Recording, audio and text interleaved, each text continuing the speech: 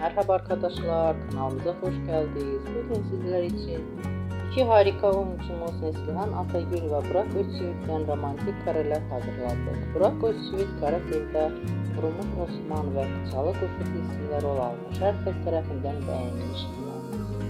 Biz de sizler için onların güzel paylaşımlarını hazırladık. Bu videoların devamlı gelmesini istiyorsanız kanalımıza abone olup yorum yazmayı unutmayın.